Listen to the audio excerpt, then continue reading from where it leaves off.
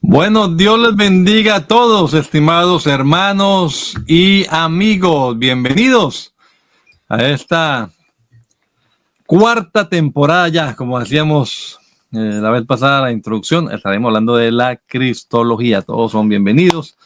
Siéntase en libertad de escribir ahí su comentario, de hacer su apreciación, su aporte, colocar el versículo, decir el amén, escribir de donde nos oye. Bueno, en fin. Ya sabemos todo lo que hay que hacer con esto de las redes y también pues ayudarnos a promocionarlo, ¿no? Reenviar el enlace para que otros lo escuchen, sus amigos, sus contactos en su congregación, los que tengan grupos. Bueno, entonces vamos a difundir, creo que es un tema fundamental, el tema de la cristología, como decíamos la vez pasada.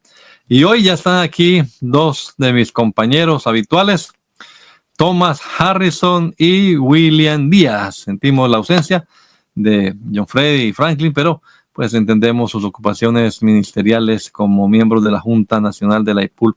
A veces les impiden, pues estar acá. Estamos a puertas de una asamblea también y están preparando informe y todo lo demás. Así que, bueno, ya estarán por acá. Ya también tendremos otros invitados especiales que nos van a acompañar y a enriquecer con esta temática tan profunda. Y también tendremos algunos programas especiales que vamos a estar anunciando. Tenemos temas interesantes por allí y habrá acá también algunos panelistas, hombres y mujeres de Dios. Así que esto está interesante. Si no lo ha hecho, ya es hora de que se suscriba al canal, tanto en Facebook como en YouTube, ¿no? También necesitamos en Facebook para publicar en vivo los programas. Bueno, amados hermanos, entonces vamos a esperar un saludo oficial aquí de nuestro compañero Thomas Harrison, que está, como ustedes pueden ver, con el logo de los 35 años de la IPUL. Eso se llama sentido de pertenencia. Thomas, bienvenido. Amén, mi hermano Adonai. Gusto en estar contigo una vez más en esta nueva temporada. Mi hermano William Díaz, desde allá de su lugar de trabajo en Aruba, contento con el Señor Jesús de poder ser de bendición a cada uno de ustedes que nos han venido acompañando en estos años. Ya estamos entrando al cuarto año de este programa. Por allí yo periódicamente viajo a Colombia a unos asuntos familiares y por allá entonces escucho voces de aliento. Nosotros seguimos los programas de Hablemos de Apologética. Bueno. Así que contento con el Señor de poder estar aquí y vamos hacia adelante. Tenemos unos temas muy interesantes, así que tiene que ver con lo que nosotros creemos respecto al Señor Jesús. Así que no se vayan a perder ninguno de estos lunes. Así que aquí estamos.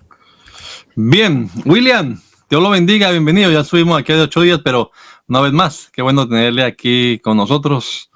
William, como ustedes pueden ver, está en una isla donde la gente se broncea mucho, evangelizando, haciendo toda la labor.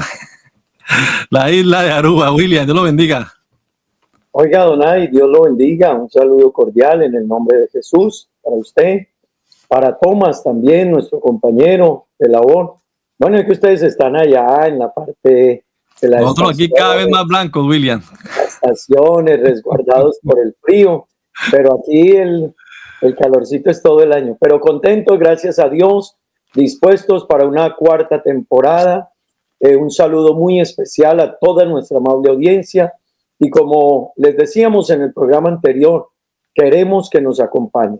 Aproveche esta oportunidad, dispóngase y disfrutemos de una bonita temporada llena de muchas enseñanzas muy importantes dentro de nuestra vida cristiana, como lo es la cristología. Amén.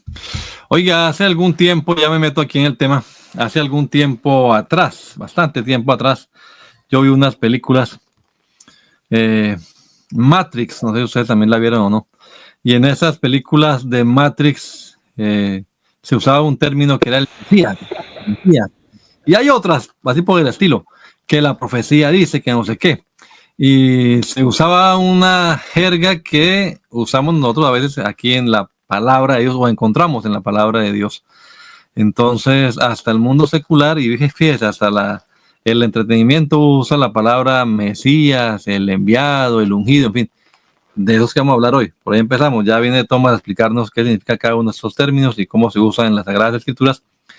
Pero yo quiero iniciar con este versículo que está allí resaltado, que es Génesis 3:15, creo yo, que es el primer texto de la Biblia que hace referencia al Mesías. Y como el tema de hoy es cristología del Antiguo Testamento, pues empecemos con Génesis 3:15 y vamos a terminar en Malaquías también, por supuesto.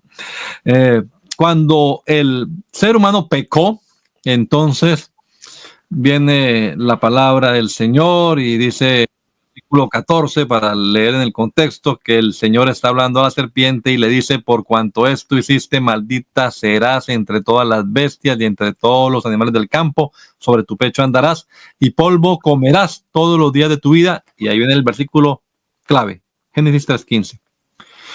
Y pondré enemistad entre ti y la mujer, entre tu simiente y la simiente suya. Esta te herirá en la cabeza y tú le herirás en el calcañar. La simiente, otro término. La simiente. El renuevo, otro término. Y hay otros más que se usan. Hay una versión que estamos leyendo en las madrugadas con algunas hermanas aquí. Es la versión pechita.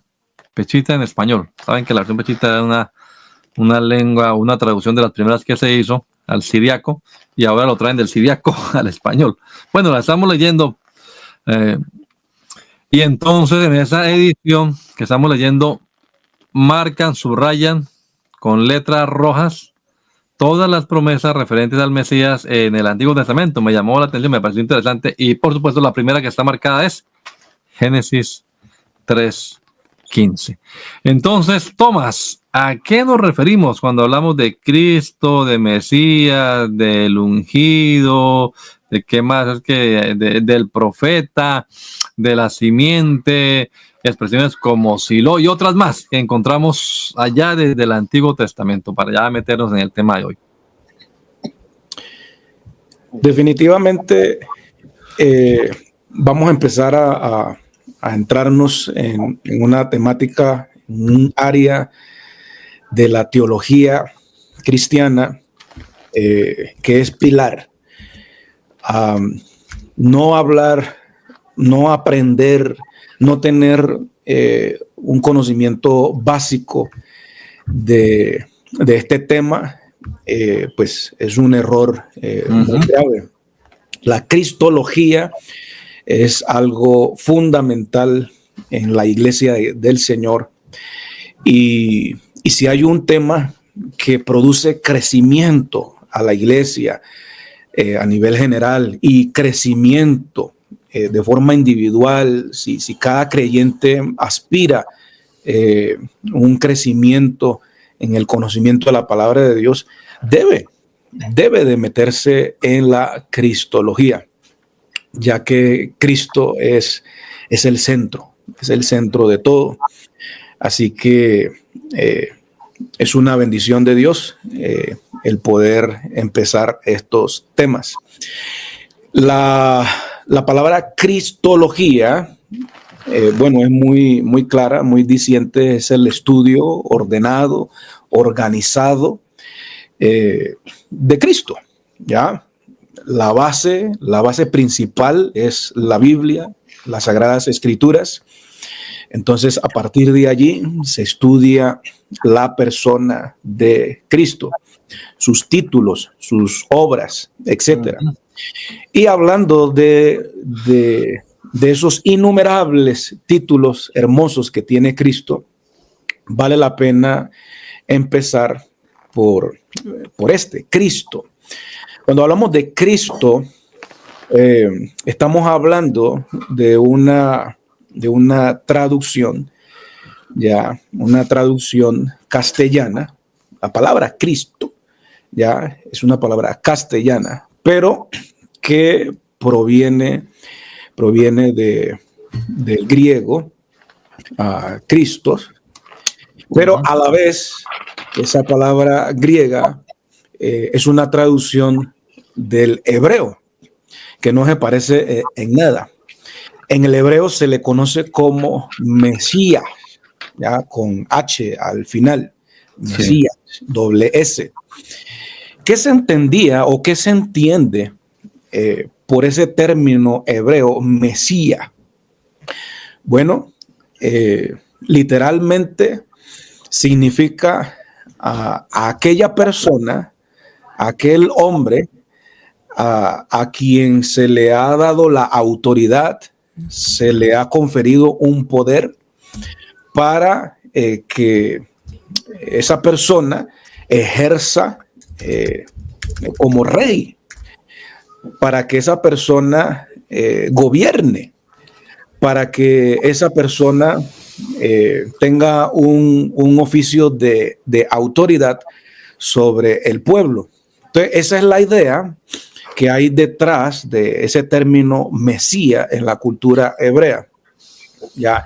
Y se hacía una ceremonia que está establecida de forma muy clara en los libros del Antiguo Testamento, específicamente en el libro que tiene que ver con las leyes ceremoniales que hacían los sacerdotes. Cuando se le da o se le dio autoridad, se le autorizó a Aarón, el hermano de Moisés. Dice la Biblia que se tenía que pasar por una ceremonia en donde había un ungimiento y un aceite en especial que se conocía el aceite de la unción.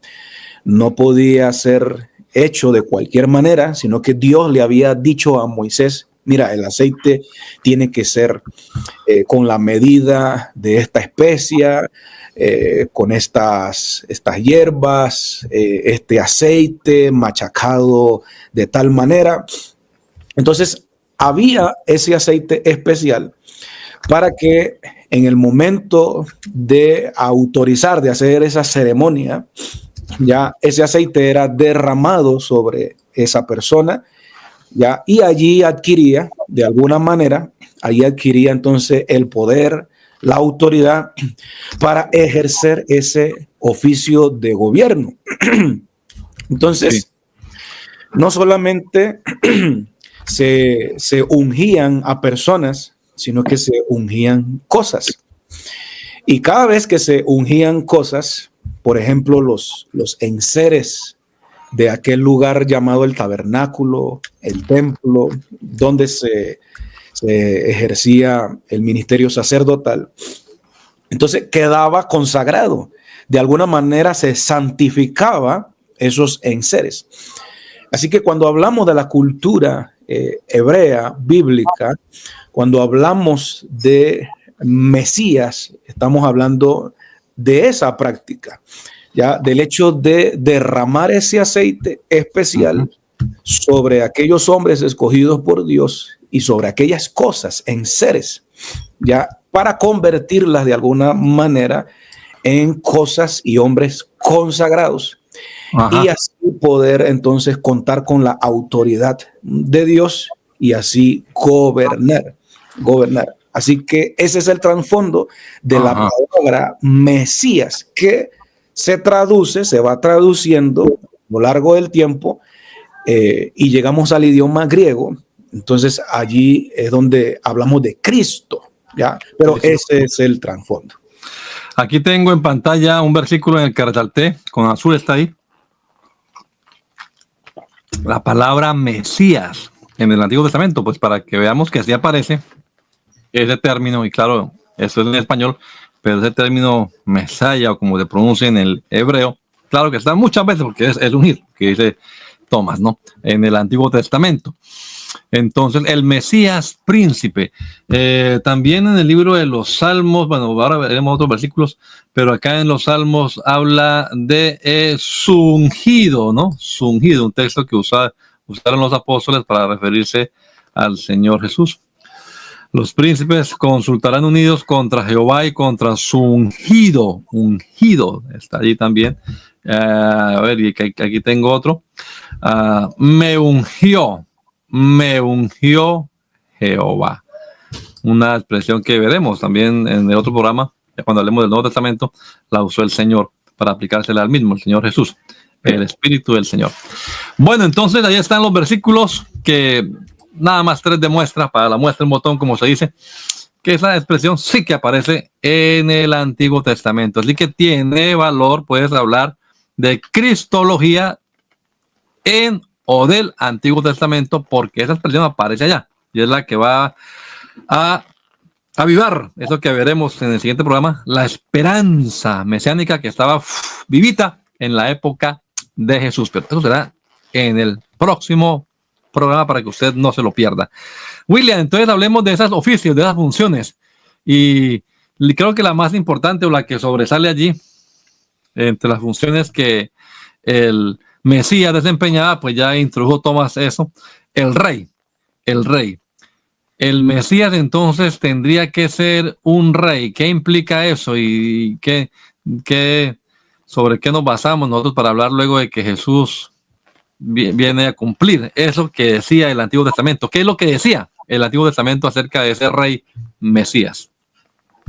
Bueno, compañeros, ampliando un poquito lo que decía Tomás, Tomás nos hablaba de ese término Mesías en hebreo y que tiene que ver como ungido.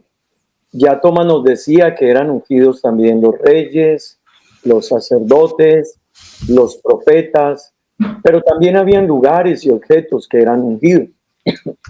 Sí. Cada ungimiento tenía un propósito. Cada ungimiento tenía un propósito, y antes de entrarnos en la figura de él como rey, es importante decir que, si bien es cierto, no se dice directamente en el Antiguo Testamento, se usa el término hacia Jesús, todo el Antiguo Testamento es el anuncio profético del Mesías. Y valga la pena explicarlo, está representado en algo que llamamos en teología la tipología, los símbolos. Y el Antiguo Testamento está lleno precisamente de eso, de una tipología que está anunciando a Cristo. Y todo desde el Génesis, Adonai ya nos leía uno de los versículos, en Génesis capítulo 3, verso 15, que está apuntando hacia ese Mesías ungido, hacia Cristo. Desde ahí comienza todo un proceso y un plan del Señor, y a través de la Escritura se va mostrando Él en diferentes formas, funciones, tipos, figuras que van apuntando hacia Él como el Mesías, y efectivamente ya en el Nuevo Testamento se cumple. Y dentro de esos tipos también hay algo que se llaman los oficios, y Cristo es precisamente aquel que, dentro de llegar a ser ese Mesías, cumplía los oficios que predeterminaban llegar a ser ese Mesías. Si no hubiese sido así, no hubiese sido aceptado en la iglesia en sus inicios por sus mismos coterráneos judíos, no lo hubieran aceptado como Señor, no lo hubieran aceptado como Dios. Y eso tiene unas raíces en el Antiguo Testamento, y una de ellas precisamente es cuando Él viene a cumplir esos oficios como profeta, como rey y como sacerdote. Y brevemente decirles, bueno, el oficio de rey en el Antiguo Testamento realmente habían unas funciones específicas. Desde la antigüedad, para Dios escoger un rey, si bien es cierto el primer rey del que se hace alusión allá en el Antiguo Testamento fue Saúl, el Señor lo escogió, se fijó en él, fue ungido, se hizo el proceso de unción sobre él, como lo describe la Biblia y como lo estaba explicando Tomás ahora, la ceremonia del ungimiento y todo lo que implicaba ese proceso. Saúl fue el primer rey.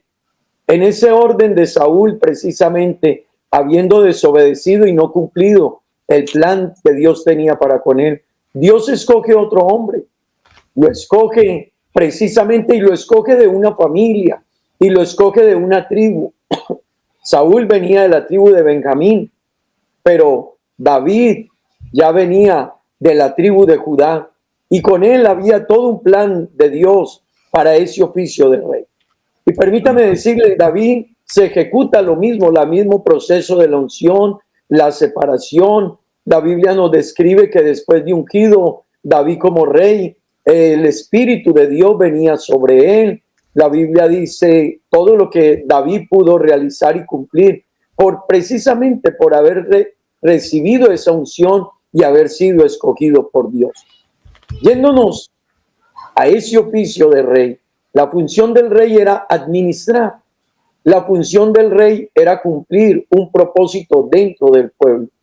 Y cuando, sin entrarnos en otro tema, pero cuando Jesús viene precisamente, él guarda esa línea, una línea que tenía que ver con David, porque Dios le había dicho a David, de tu familia y de tu simiente, no faltará quien se siente en el trono de Jerusalén. Vamos a mostrar eso que es muy importante. Ese es el pacto davídico. El pacto davídico. Y en ese pacto y en esa promesa estriba todo lo que a futuro termina siendo el Mesías. Ya desde ahí, y no solo ahí, hay muchas otras profecías del Antiguo Testamento y otros tipos que nos están mostrando la función que Cristo iba a cumplir como Mesías. Pero una de ellas es que nacería de la familia de David. Fue un pacto de Dios con David, fue una promesa y que efectivamente se cumple. Sí. Vamos a mirarlo, aquí lo tiene nuestro compañero. Yo tengo aquí la oración en la que Salomón dice, ahora pues, versículo 25, ahora pues, Jehová Dios de Israel, cumple a tu siervo David mi padre lo que le prometiste. Esa es la referencia al pacto mesiánico davídico, pues. No te faltará varón delante de mí que se siente en el trono de Israel, con tal que tus hijos guarden mi camino y anden delante de mí como tú has andado delante de mí. Hay una promesa hecha a David, ¿no? Es una promesa, ese es el pacto davídico y es un rey que se va a sentar indiscutiblemente a reinar literalmente en el trono de Israel. Pues bien. Efectivamente, Adonai, compañeros, Cristo es ese que efectivamente cumple esa promesa que se le había hecho a David en el pacto davídico. Allá en Zacarías 9:9, precisamente se había prometido, se había anunciado cómo iba a ser la entrada de él y entró a Jerusalén como un rey. En Mateo 21:5, volviendo a hacer remembranza del pacto davídico y de la promesa hecha a David sobre que no faltaría rey de él que se sentara en el trono. Mateo 21:5 dice, he aquí tu rey viene a ti, manso y sentado sobre un asna. Pues voy a mostrar aquí, mire, aquí está el texto, William, perdón la interrupción, pero es que para que vean los hermanos que sí, pues estamos leyendo lo que la Biblia dice, pues sí hay una cristología allá. Alégrate mucho, hija de Sión, da voces de júbilo, hija de Jerusalén.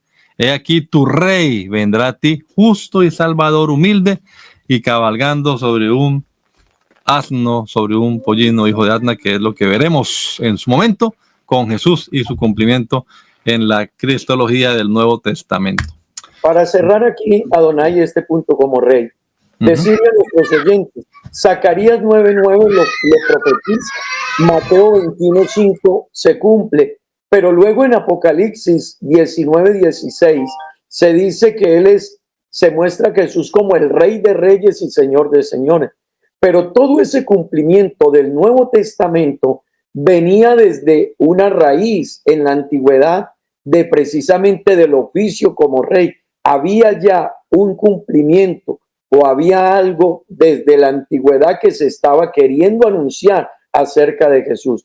Ese nombramiento de Saúl como rey, ese nombramiento de David como rey, ese oficio de David como rey, ese pacto davídico de Dios con David, que no faltaría quien se sentara en su trono, es efectivamente todo lo que se cumple en Cristo en el Nuevo Testamento.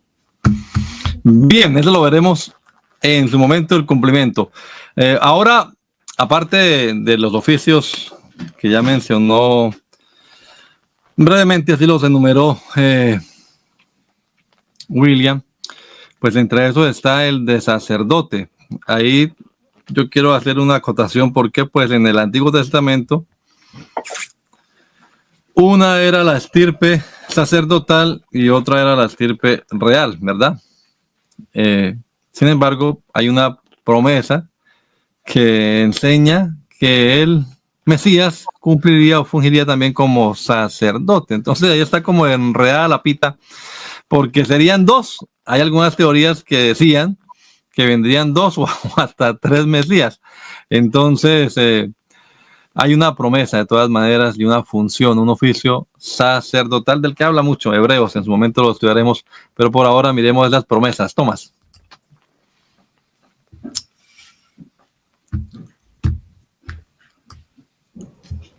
Sí, señor. Entonces, cuando hablamos de este tema del Mesías, vemos que no solamente a la hora de ese ungimiento se ungía a personas para gobernar, como es el caso que mencionaba William, el caso del primer rey de Israel, Saúl. ¿Ya? Saúl no podía ejercer el gobierno como rey así de cualquier manera, no, tenía que pasar por la ceremonia, ¿ya? En este caso lo hizo Samuel, del ungimiento, ¿ya? Y fíjese qué curioso, que no es que Mesías, si nos vamos al término, no es que sea algo exclusivo de Jesús, ¿ya? Mesías ungido, ya era un término que se le daba a muchas personas. En este caso, entonces, a los reyes. Saúl era un Mesías en un sentido. David era otro, Salomón, cada rey. Entonces, no solamente ya se ungía a personas para gobernar, sino para otra cosa, para servir de sacerdote. Este tema del sacerdocio empezó con Moisés de alguna manera, pero ya oficialmente Dios le dijo a Moisés: hombre, tu hermano Aarón y toda su descendencia, yo la he escogido para que sean mis servidores, ¿ya? En lo que tiene que ver con el sacerdocio. Entonces, al escoger a Aarón y a su descendencia, estamos hablando de toda una tribu, ¿ya? De la tribu de Leví. Recuerden que habían 12 tribus. Sí. Y Dios, dijo: hombre, la tribu de Leví, yo la voy a consagrar para que sean mis servidores en las cosas sagradas, en el templo. Ahora, cuando hablamos de sacerdocio, estamos refiriéndonos a aquel oficio, a aquel ministerio de mediación, ¿ya? Ese oficio de mediación consistía en que tenemos por una parte a Dios y la otra parte al pueblo. Entonces, por razón de que Dios y el pueblo no podían tener de alguna manera una conexión directa por causa de los pecados del pueblo, porque estamos hablando de un Dios santísimo, ¿ya? Y el acceso del pueblo a Dios, pues no estaba. Entonces Dios, que es bueno, para resolver ese problema y de alguna manera el pueblo pudiera tener acceso ya a Dios, específicamente para que el pueblo consiguiera el perdón de Dios. Entonces Dios instituye el sacerdocio, ¿ya? Entonces el sacerdocio va a mediar, va a ponerse como intermediario entre el pueblo y Dios. Alguien ha dicho que el sacerdocio se diferencia del ministerio profético, en que el ministerio profético, no me estoy adelantando, Adonai. Ok, ya está hablando de lo que no es, pero bueno, está bien. No me corte. El ministerio profético ya va de la dirección de Dios hacia el pueblo. Ya le dice al pueblo lo que ha dicho Dios. Pero el sacerdocio es lo contrario. Ya medía desde el pueblo hacia Dios. ¿Ya? Entonces, esa era la razón de ser del ministerio sacerdotal, ya en el Antiguo Testamento. Tengo este versículo, vea, mire, este versículo para como ilustración nada más, porque hay otros. Tenemos que hablar también de Melquisedec, porque es la solución para lo que planteé al principio, cómo va a ser de la tribu de Leví y de la tribu de Judá y cómo será. Me llamó la atención porque en Reina Valera 60 no dice así, pero en esta que es Reina Valera 1909, he aquí el varón cuyo nombre es Pimpollo. Pimpollo es una marca de pollo allá en Bucaramanga. Bien, el renuevo dice en la 60, ¿no? El cual germinará de su lugar y edificará el templo de Jehová. Él edificará el templo de Jehová. Él llevará gloria y se sentará y dominará en su trono y será sacerdote en su solio. En la otra dice que estará con el sacerdote. Ser o estar. Aquí dice será. O sea que el mismo que va a gobernar tendría que ser también sacerdote, ¿no? Bueno, ahí tendríamos que entrar a una discusión sobre la traducción y todo, pero una posible traducción es será sacerdote. Bien, sigamos, mi hermano. Perdone que le coloqué este versículo ahí para ilustrar o enredar más la pita. Entonces, pimpollo es una palabra bíblica. Ah, bueno, para que vea.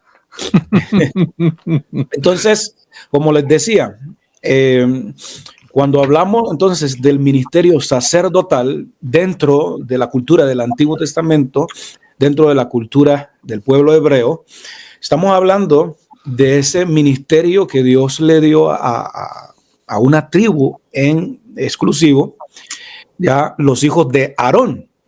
Entonces, esos hombres, antes de ejercer ese oficio sacerdotal, antes de empezar a mediar entre el pueblo y Dios, para conseguir por medio de unas ceremonias que se hacían de sacrificios, ya habían ceremonias diarias, sacrificios diarios, pero también había un sacrificio una vez al año, ya que lo hacía el sacerdote principal, conocido como sumo sacerdote.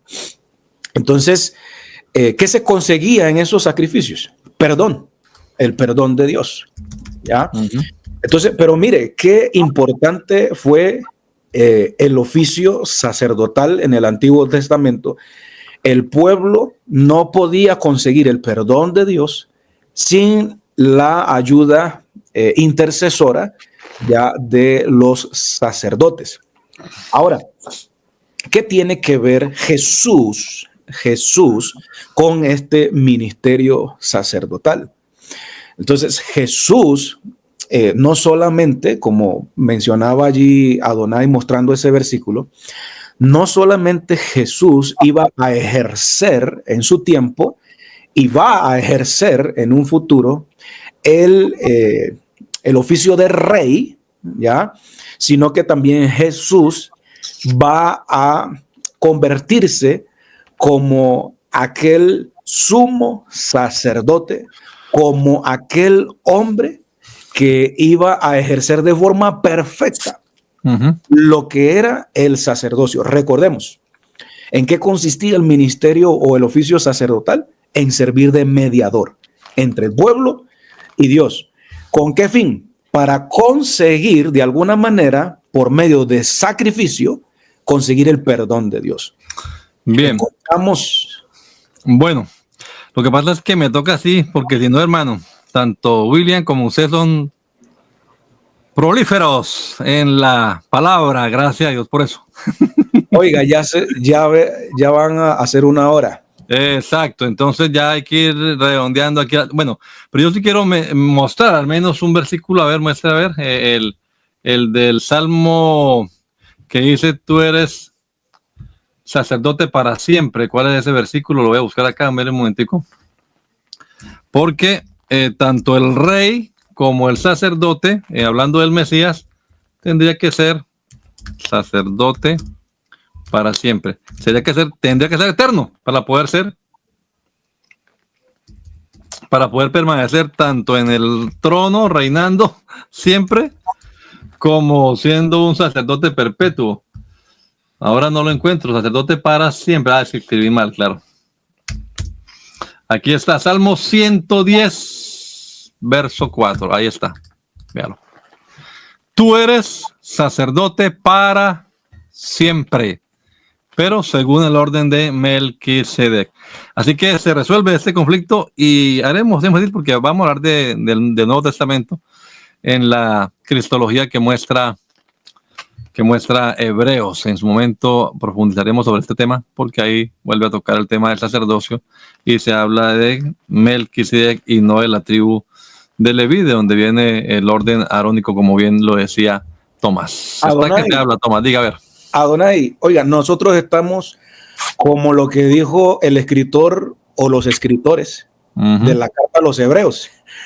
¿Qué dijo el escritor a los hebreos? De esto tenemos mucho que decir. Oiga, sí.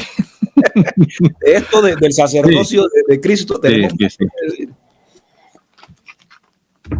No, y antes de empezar aquí en vivo, estábamos charlando con Tomás mientras esperábamos que William llegara. Estábamos hablando, pues que los temas que se dan realmente son muy amplios. Los punticos, cada puntico da para un programa en general o para varios.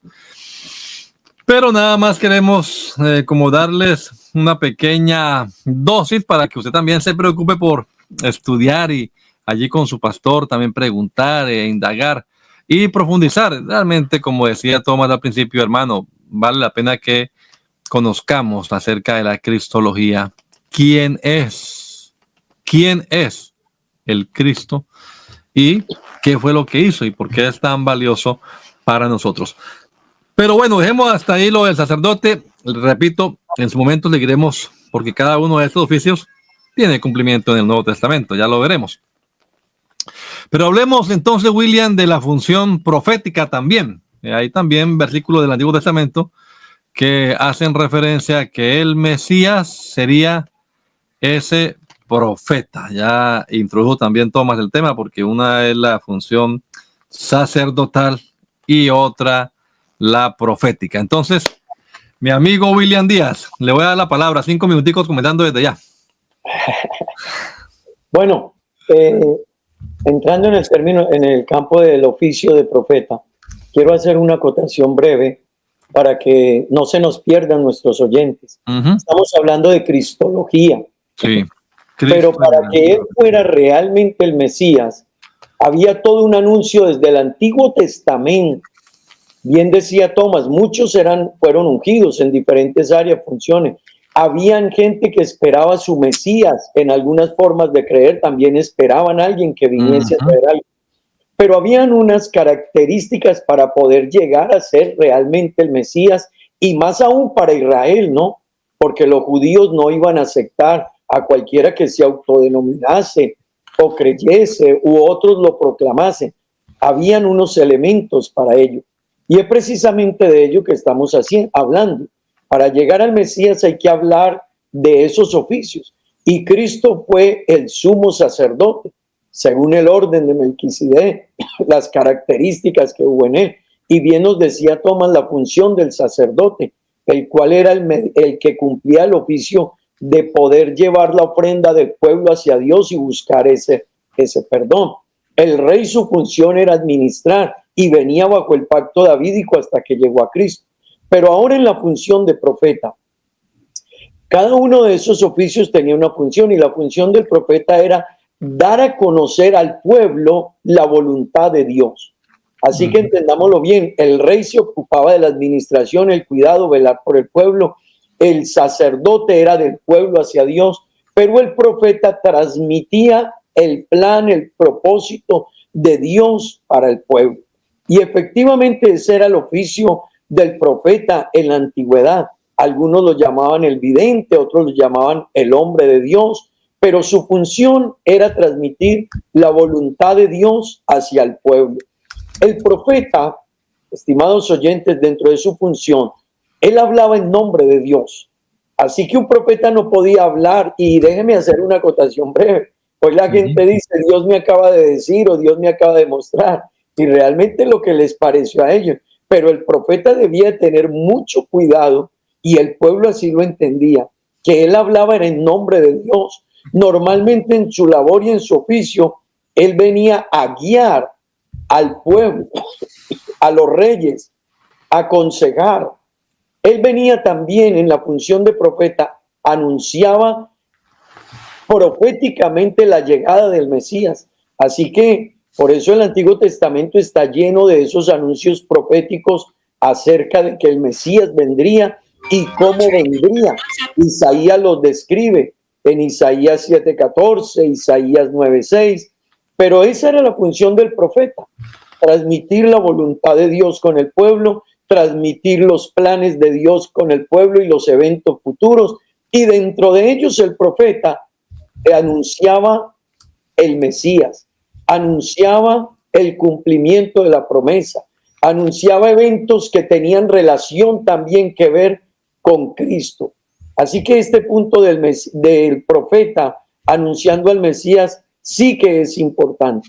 Mire, También, William, le pongo el texto clásico para que lo desbarate, pues, en la explicación. Moisés, profeta de en medio de ti, de tus hermanos, como yo, te levantará Jehová tu Dios. A él oiréis, conforme a todo lo que pediste a Jehová tu Dios en Horeb, el día de la asamblea, diciendo, no vuelva yo a oír la voz de Jehová mi Dios, ni vea yo más este gran fuego, para que no muera. Y Jehová me dijo, han hablado bien en lo que han dicho. Profeta les levantaré de medio de sus hermanos como tú, y pondré mis palabras en su boca, y él les hablará todo lo que yo le mandare. Mas a cualquiera que no oyere mis palabras, que él hablare en mi nombre, yo le pediré cuenta.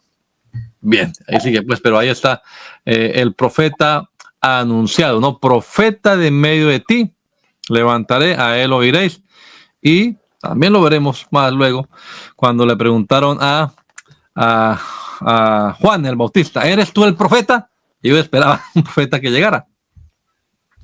sí, efectivamente, Adonai, Moisés era considerado o fue considerado dentro de esa línea. No era un profeta, pero sí profetizó realmente y cumplió oficio también en su labor. Pero cada uno de ellos apuntaba hacia Cristo, y esto es bien importante. Cada profecía estaba apuntando en una línea hacia Cristo, desde el Génesis capítulo 3, verso 15, pasando por Éxodo con Moisés, pasando por el libro de Levítico, pasando por Números, por Deuteronomio, hasta llegar a Malaquías y al Nuevo Testamento. Todo estaba anunciando el profeta el cumplimiento de esa profecía mesiánica que tenía que ver con Cristo. Isaías, Jeremías, Ezequiel, Daniel, todos ellos, los profetas mayores, los profetas menores, cada uno en sus vivencias, en sus experiencias, en sus instrucciones al pueblo, en los consejos que daban a los reyes, estaban anunciando directa o indirectamente al Mesías. Y valga la pena decir algo, muchos de ellos ni siquiera sabían que estaban profetizando. del Mesías, estaban dando una enseñanza para el pueblo, una instrucción en su momento, pero esa vivencia, esa enseñanza o esa instrucción tenía un cumplimiento en Cristo. Así que encontramos diferentes eventos en el Antiguo Testamento, y no sé si habrá este momento espacio para decirlo, que apuntaron hacia el Mesías y que ya proféticamente nos estaban diciendo que iban a tener un cumplimiento en él. Bueno, nos quedan 5 minutos de este programa y hay mucho. Realmente nos podemos mostrar todos los versículos, no vamos a acabar ni en 2 ni en 3 programas, porque hay mucho que decir acerca de los anuncios del Antiguo Testamento sobre el Cristo. Pero quiero entonces, compañeros, y ustedes también, juntamente conmigo, pues debemos entender que somos limitados por el tiempo aquí. Pero mencionemos, ya para terminar ahora, en estos minutos restantes, algo clave, y es que el Cristo, el Mesías, el profeta, el rey, el sacerdote, el anunciado, el pimpollo, como dijimos ahora, el renuevo, el justicia nuestra, el Silo, el pinto, tendría que tener otra característica más adicional y que lo complicaría, y es que tendría que ser Dios. ¿Qué versículos o cómo es eso de que el Mesías sería el mismo Dios? Bueno, Adonai, realmente ya Isaías lo describe, ¿no? Isaías en varios de sus apartes empieza a describirnos que el niño que vendría, ese que venía, era precisamente Dios fuerte, Padre eterno. Isaías 9:6 nos está describiendo a él en el ejercicio de esa labor. Ahí está. Sería Dios fuerte y Padre eterno. Sí, o sea, no. Eso no, o sea, no podemos pasarnos este versículo por alto porque es que aquí está como que así que un niño que va a nacer va a ser Dios fuerte, Padre eterno, Príncipe de paz. Y el que está atrás, ¿no? El 7:14. A ver, ¿dónde lo tengo? Ve aquí que la Virgen. Ahí está. El niño se llamaría Emmanuel. Y ya sabemos, la explicación de Emmanuel significa Dios con nosotros. ¿Qué otro tenemos por allá a la mano para mostrar o demostrar, pues, en estos últimos minutos, pues, y hablemos acerca de esa promesa del Mesías como Dios manifestado en carne? Por supuesto, no era Dios espíritu, porque qué sentido, quién lo va a ver, cómo va a ser su oficio, pero Dios en carne.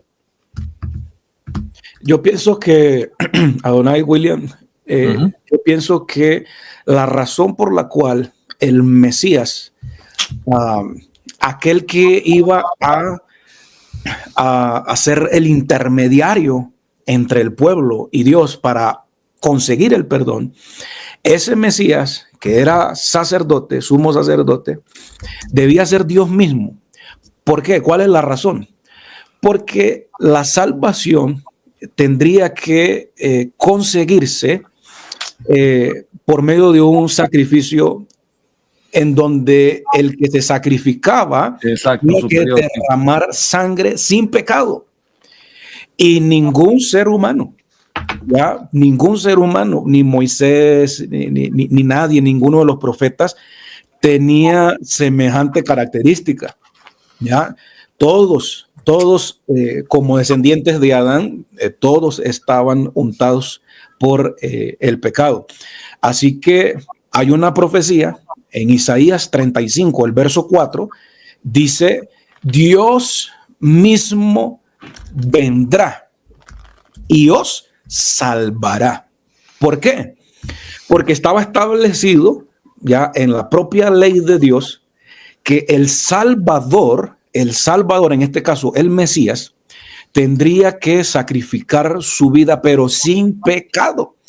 ¿Y quién es el único que naturalmente, esencialmente, puede ofrecer un sacrificio ya sin pecado? Pues Dios mismo. Sí. Entonces el sacrificio ya para obtener el perdón como sumo sacerdote tenía que hacerla Dios mismo. Entonces, me parece que esta es la razón por la cual el Mesías tenía que ser Dios. Bien, esa es una explicación teológica muy interesante acerca de la soteriología. Además, también, pues, ¿quién otro puede salvar sino Dios? Entonces, como dijo alguien con mucha propiedad, si Jesús no es Dios, no me sirve como Salvador. Creo que eso estamos de acuerdo nosotros, porque el único que salva es el Señor. No conocerás a otro Salvador sino a mí. Bueno, antes de dar la rondita final, espérame, William, voy a leer un versículo acá en Zacarías, ya nos vamos a hacer la rondita final para despedirnos, e invitar a la audiencia a estar dentro de acá, que esto se pone bueno. Vamos a hablar de la esperanza mesiánica. Todo esto convergiendo allí en el siglo primero, en el contexto histórico en el que aparece Jesucristo el Señor. Entonces, aquí está hablando Jehová, ¿no? ¿Verdad? Derramaré sobre la casa de David, sobre los moradores de Jerusalén, espíritu de gracia, de oración. Mirarán a mí, a quien traspasaron. Eso es lo que quería apuntar acá. Mirarán a mí, a quien traspasaron. Pero, ¿cómo así? ¿Cómo van a traspasar a Jehová? Aquí obviamente que está hablando de una manifestación corporal. Y este es un texto mesiánico. Bien, William. Adonai, ya cerrando, esos oficios eran necesarios en Cristo. Realmente no podía haber un Mesías que fuera aceptado por Israel y que fuera realmente tomado dentro de sus hermanos. Era muy difícil que un judío tomara a alguien bajo ese contexto. Así que para ellos la posición de rey, de sacerdote y de profeta, encerrados en Cristo, realmente le daban a él la autoridad y la confianza para que los judíos pudiesen entenderlo y aceptarlo. Y es que en él estaban los tres oficios ejecutados perfectamente. Y bien ampliaba Tomás hace un momento y decir algo frente a ello. Realmente el único que podía salvar al hombre, no solo demandarle la culpa, hacerle pagar, sino exonerarle de la culpa, pero teniendo de él misericordia, era Dios, porque él era el ofendido y el agredido. Así que bien decimos que en la cruz se encontraron la misericordia y la justicia. Se encontraron, se cumplió plenamente la justicia y se cumplió plenamente la misericordia. Pero eran posibles precisamente porque desde la antigüedad se relacionaban todos esos oficios. Y el único que podía cumplirlos, ejecutarlos y llevarlos a la plenitud era Dios. Él es el único que podía salvar. Todo esto es necesario para que entendamos el siguiente programa, al cual, como decía Adonai, los invitamos, y es bien interesante poder entender todo lo que significó el plan de salvación desde allá, desde el primer libro de la Biblia, desde el Génesis, lo que significó la redención para que pudiese cumplirse. Hay todo un plan, hay todo un esquema, hay todo un desarrollo en demasiadas áreas que no nos deja ver otra cosa sino la grandeza del Dios que tenemos y la inmensidad del amor de ese Dios por nosotros. Sí, como yo creo que fue William, ¿no? El Antiguo Testamento es como un dedo, así que señala, que apunta hacia el Calvario. En el Calvario, en Cristo, se cumple todo el Antiguo Testamento. Tomás. En forma de aplicación, este tema que hemos tratado hoy, Jesús como el Mesías, el ungido para reinar, Él es el rey, ungido para ser el sumo sacerdote, el sacerdote, el intermediario, ungido para ser el que habla la voluntad de Dios, da a conocer lo que Dios quiere.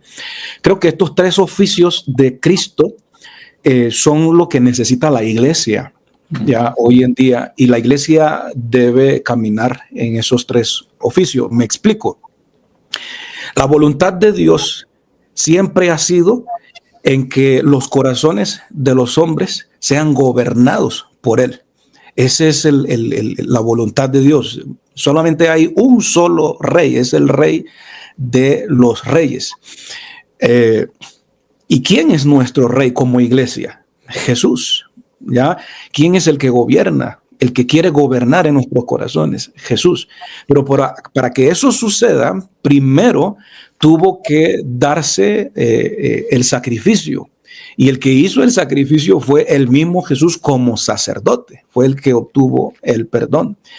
Necesitamos conocer diariamente ya la voluntad de Dios. Entonces ahí está Jesús como el profeta. Entonces me parece que la iglesia debe caminar ya por medio a la luz de estos tres oficios. Jesús como el ungido, como el Mesías, son las tres cosas al mismo tiempo. Qué maravilloso. Y nos faltó tiempo además para hablar de la tipología que anunció William y para hablar, por ejemplo, del Cordero de Dios, el sacrificio, todo aquello, pero todo se cumple en Cristo.